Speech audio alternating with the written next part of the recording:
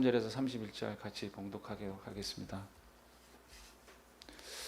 그들이 날짜를 정하고 그가 유숙하는 집에 많이 오니 바울이 아침부터 저녁까지 강론하여 하나님의 나라를 증언하고 모세의 율법과 선지자의 말을 가지고 예수에 대하여 권하더라.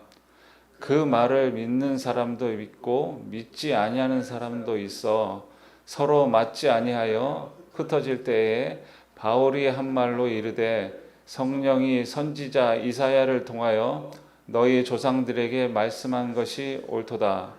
일러스되 이 백성에게 가서 말하기를 너희가 듣기는 들어도 도무지 깨닫지 못하며 보기는 보아도 도무지 알지 못하는도다. 이 백성들의 마음이 우둔하여져서 그 귀로는 둔하게 듣고 그 눈은 감았으니 이는 눈으로 보고 귀로 듣고 마음으로 깨달아 돌아오면 내가 고쳐줄까 함이라 하였으니 그런즉 하나님이 이 구원이 이방인에게로 보내어진 줄 알라. 그들은 그것을 들으리라 하더라. 바울이 온 이태를 자기 셋집에 머물면서 자기에게 오는 사람을 다 영접하고 하나님의 나라를 전파하며 주 예수 그리스도에 관한 모든 것을 담대하게 거침없이 가르치더라. 아멘. 할렐루야. 결국 제가 이 자리에 서게 됐네요. 자, 우선 부족한 저를 이 자리에 세워주신 주님께 감사와 찬양 올려드립니다. 가만히 생각해 보면 제 삶 중에 주님과의 관계가 좀 소원해져 있거나 뭐 정상적이지 않거나 아니면 정상적으로 못 살 때, 정신 못 차리고 살 때 주님께서 어떠한 계기를 만드시거나 변화를 주셔서 저를 주의 자리로 다시 불러주시는 은혜가 있는 듯합니다. 다시 한번 주님께 감사와 찬양을 올려드립니다. 오늘 주신 주님의 말씀은 사도행전의 마지막 부분인데요. 내용을 간단히 요약해 보면 바울이 로마의 월세방에 가택연금 상태로 있으면서 열심히 전도하였고 이를 받아들이는 자도 있었고 받아들이지 않는 자도 있었다. 하지만 그래도 바울은 아랑곳하지 않고 쉼없이 말씀을 전하고 가르쳤다라는 내용입니다. 처음 제가 이 말씀을 받고서 주님께서 왜 저한테 이 말씀을 주셨을까 곰곰이 묵상해 봤습니다. 제가 전도를 너무 안 해서 그런 건가? 아시는 선교사님들 후원을 못 해드려서 그런 건가? 이게 묵상이라기보다는 좀 이제 이유를 찾는 잡생각을 하고 있는 저를 발견을 했어요. 그러면서 제 영적 상태가 요 모양이구나 이거 깨닫게 되었습니다. 그래서 다시 이제 마음을 다 잡고 이제 본문을 읽으면서 이 바울에 대해서 묵상을 하게 되었는데요. 바울은 참 여러 면에서 굉장히 탁월한 사람이었는데 어찌 보면 우리 같은 이제 평범한 그리스도인들이 볼 때 굉장히 위화감을 주는 아주 그냥 독특한 캐릭터의 사람이었구나 이렇게 생각이 되어졌습니다. 성품도 그렇고 멘탈도 막 장난 아니고 그 의지도 거의 초인적인 나와는 다른 사람이구나 하는 생각을 하게 되었습니다. 저만 그런 건지 모르겠지만 바울은 당연히 존경받아 마땅한 위대한 전도자이지만 바울을 바라다 보면 제 자신이 좀 찌질한 게 아닌가 라는 생각도 들고 또 한편으로는 난 나고 바울은 바울이지 이런 반발심을 느낄 때도 있었습니다. 도대체 바울은 왜 이렇게 열심히 사셔서 가끔은 대충 조금은 느슨한 삶을 살고 있는 우리 평범한 그리스도인들을 비교되게 하고 찔리게 하고 눈치 보게 하는지. 도대체 바울이 이 사람 뭐지? 어떤 사람이지? 어떤 유형의 사람인지 지금 같으면 MBTI 검사라도 한번 해볼 텐데 그런 심정이었습니다. 성경 내용으로 유추해 보면 첫 번째로 바울은 지독하게 그냥 성실하고 지독하게 책임감이 강했던 사람이었음을 어림잡아 짐작하게 되는데요. 그리스도인들을 핍박할 때도 최선을 다했고, 뭐 주님 만나서 회심한 다음에는 또 주님 말씀 전하는데 뭐 최선을 다했던 사람입니다. 정말 그냥 성실 그 자체, 뭐 성실맨이었던 것 같습니다. 저의 삶을 되돌아보면 이제 성실하지 못해서 겪었던 많은 실패와 좌절들이 있었음을 고백합니다. 또 성실하지 못해서 신앙에도 많은 굴곡이 있었음을 고백합니다. 또 이 성실함과 뭐 최선을 다하는 삶이 꼭 성공을 보장하지는 않지만 그렇게 살았던 순간에는 정말 그 결과에 후회가 없었고 또 제 인생에 뭐 그 과정을 통해 뭐 자연분이 되었던 것도 고백합니다. 이렇게 바울은 이제 성실함으로 무장되었던 사람이었습니다. 두 번째로 바울은 두려움이 없는 열정으로 가득했던 사람이었던 것 같습니다. 주님이 가라 하시면 뭐 그곳이 어디든 뭐 주저함 없이 일말의 주저함 없이 가고 또 말씀 전하고 뭐 죽인다고 달려들어도 뭐 가둬놓고 협박을 해도 정말 아랑곳하지 않고 난 나의 길을 간다. 어찌 보면 좀 약간 대책 없는 무대뽀스러운 좀 열정면이었던 듯 싶습니다. 계속 이렇게 바울을 하나하나 묵상하다 보니까 만약에 제 주변에 바울과 같은 사람이 있었으면 어땠을까? 아마도 부담스러워서 저 같은 뺀질이는 친하게 안 지냈을 것 같아요. 그래서 뭐 아무튼 뭐 그렇습니다. 그런데요, 이 바울의 이 성실함과 이 무대뽀스러운 열정이 다름이 아니고 주님을 사랑하는 마음에서 비롯되었다는 것이죠. 진짜 좀 멋있다는 생각을 했습니다. 좀 부럽기도 하고요. 그래서 이렇게 아주 그냥 초인간적인 성실하고 열심히 살고 뭐 죽음 따위는 가라. 다 필요 없어. 말씀 전하고 정말 세상이 얻지 못하는 세상이 감당 못할 뭐 예수의 미친 자로 살 수 있었던 그 원동력이 뭐 주님을 사랑하는 그 마음에서 비롯되었던 것이죠. 너무너무 부럽고 한편으로는 뭐 질투도 납니다. 우리가 기도할 때 사랑하는 주님을 이제 습관적으로 이제 사용하는데요. 그 진정성이 어느 정도인지 우리가 점검하고 체크해야 됨을 느낍니다. 뭐 세상의 시선으로 볼 때 바울은 정말 그 이해 안 되는 쟤 갑자기 왜 저러냐 하는 막 이상한 사람이었어요. 또 가지고 있는 뭐 특권과 안락한 삶 다 내던져 버리고 아주 바보 같고 미련한 삶을 살았던 사람으로 보였을 겁니다. 하지만 우리 그리스도인들은 다 알아요. 그 바울의 이 바보 같고 미련했던 삶이 정말 복된 길이라는 걸 우리는 다 알아요. 다 아는데, 다 알고는 있는데 그 길을 선택하기가 너무 어렵고 힘든 좁은 길입니다. 우리가 이 좁은 길을 선택하기가 어려운 이유는 나는 바울이 아니니까, 나는 좀 내성적이고 조용하고 뭐 혈액형도 A형이라서 뭐 자꾸 나서고 이런 거 잘 못하고 뭐 주님이 나 이렇게 만들었는데 뭐 어쩌라고가 아니고 주님을 사랑하는 마음이 딱 거기까지인 것입니다. 물론 우리 모든 사람이 바울처럼 살 수는 없어요. 또 그 길을 가야만 하는 것도 아니라고 생각을 합니다. 하지만 우리가 할 수 있는 건 해야겠죠. 바울이 보여주었던 주님에 대한 그 열정적인 사랑, 그 사랑만큼은 절대 놓쳐서는 안 되는 거라고 생각을 합니다. 뭐 적어도 내가 아는 사람들, 일가 친척들, 뭐 부대끼면서 하는 사람들 앞에서 내 안에 예수 있다. 나 크리스찬이야. 라고 말할 수 있을 정도는 돼야 되지 않을까요? 뭐 그래야 뭐 크리스찬으로서 뭐 예수 그리스도의 발 뒤꿈치라도 쫓아가는 뭐 사랑의 삶을 살아내지 않을까요? 뭐 저 또한 세상의 많은 이해관계들에 얽혀 살면서 가끔 주님의 말씀이 뭐 버거울 때가 있습니다. 많습니다.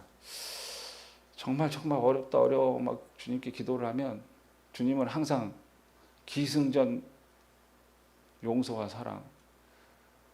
아, 가끔은 이번 한 번만 눈 한 번 뭐 질끈 감아버려. 까이거 뭐 요 정도는 주님 죄송하지만 주님 잠깐만요. 그러다가 에라 모르겠다. 하지만 이런 것들이 모여져서 뭐 우리의 인생이 황량하고 피폐해짐을 경험하게 됩니다. 또 주님의 말씀에서 떨어져 나가게 되는 것이고 결국은 사단이 이끄는 멸망의 벼랑 끝에 서게 되는 것이죠. 저는 불신자 집안에서 태어났습니다. 아내와 결혼하면서 교회를 다니게 되었고요. 뭐 하지만 한 십수년을 성경 한번 안 읽으면서 크리스찬인 척, 그리스도인인 척, 뭐 사는데 큰 지장이 없었어요.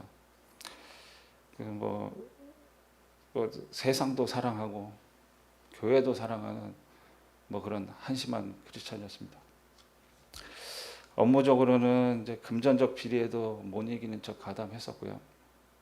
부정적 이득을 취하는데도 처음에는 뭐 좀 그랬는데 점점 거리낌이 없어졌습니다.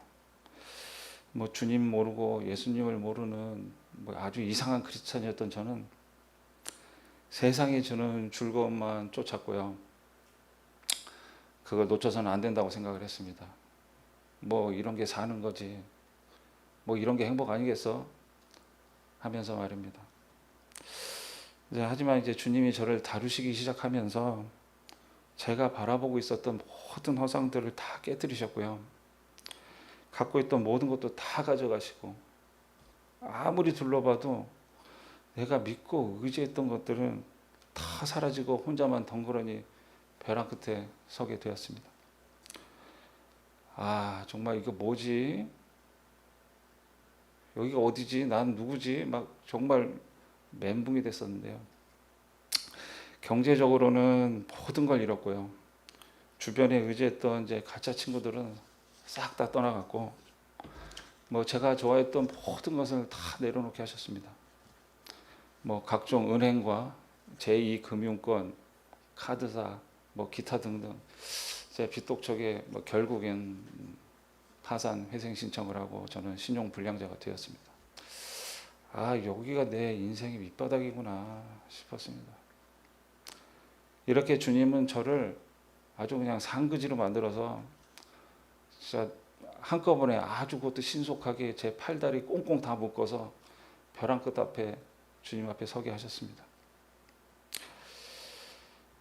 이제 그렇게 이제 주님 앞에 엎드려져서 이제 지푸라기라도 잡는 심정으로 이제 성경을 읽기 시작했는데요. 그러면서 제 삶의 변화가 시작이 되었습니다. 뭐 졸립고 막 지루하고 막 그랬던 성경이 정말 꿀송이처럼 달아졌고요. 도저히 이건 아니야 싶은 성경 내용들이 믿어지기 시작을 했고 이건 정말 하나님 아니면 쓸 수 없는 정말 진리의 말씀이구나 깨달아지면서 성경을 읽는 수개월의 시간 동안 하루 종일 눈물 콧물 쏟아대면서 그렇게 회개와 감사의 시간을 보냈습니다. 그렇게 이제 주님을 뜨겁게 만나고 주님을 진정으로 사랑하게 되었습니다. 주님, 이제 남은 인생 주를 위해 주님만 한 분만 바라보고 사랑하며 살겠습니다. 온리 지저스, 온리 말씀. 아주 그냥 빨갛게 달아오른 부직갱이 같았어요. 뭐 주님 깃발 들고 땅끝까지 달려가리라, 뭐 죽으면 죽으리라. 이렇게 저와 주님과의 첫사랑은 아주 핫했습니다. 뭐 이 다음 얘기는 짐작이 되시죠? 그렇게 이제 몇 년이 지나고 이제 형편은 다시 나아지고 이제 모든 게 이제 원상태로 돌아오면서 뜨거웠던 저의 이 핫했던 마음은 아주 그냥 쏙 쿨해졌습니다. 마음도 편해지고 사는 것도 나아지고 그렇게 됐네요. 주님, 이번 주는 일정이 너무 빡빡해서요. 주님, 오늘은 중요한 약속이 있어서요. 주님, 이번 계약금은 꼭 따야 해요. 주님, 공사 일정 늦으면 안 되거든요. 주님, 잠깐만요. 주님, 다음에요. 주님, 이거 먼저 하고요. 이렇게 이제 삶의 우선순위가 점점 바뀌면서 저의 영적 상태는 only 지저스가 아니고 애프터 지저스로 변해버렸습니다. 물론 이제 순간순간 이제 회개를 통해서 주님께 다시 돌아오기를 반복했지만 그럴 때마다 제 안에 주님에 대한 사랑이 점점 식어가고 있는 것을 느낍니다.